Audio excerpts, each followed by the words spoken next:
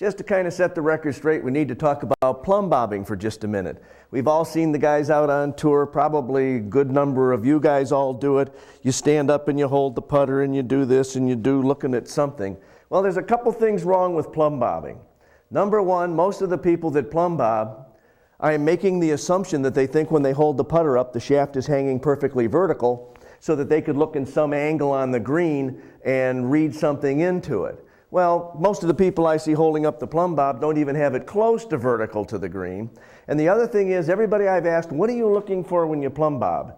Well, I've never gotten the right answer yet that makes any sense to me. So let's take a look at this. Here's a putter. You've heard me say before that the center of gravity of the head, whether it's a driver, an iron, a wedge, or a putter, is not in line with the axis of the shaft. It's either back behind it, it's forward of it, it's somewhere.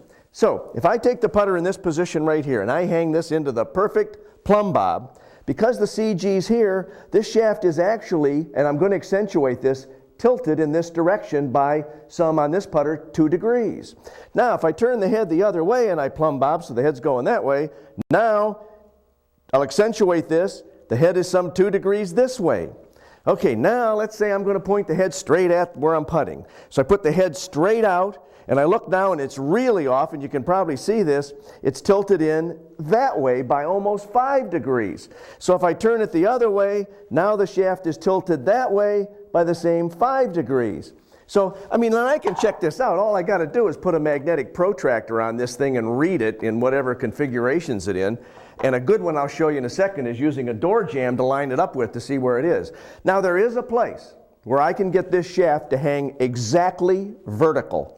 And that is, I use a jamb like this. A door jamb is perfect.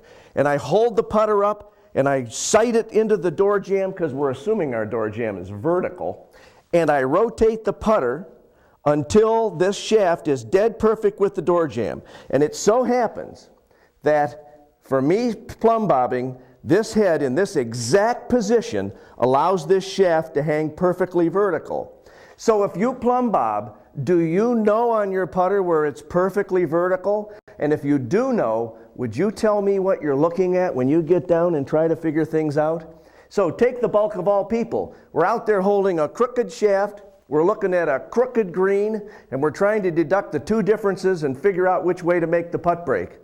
A little more complicated than I want to do it, but hey, if it's your thing, go for it.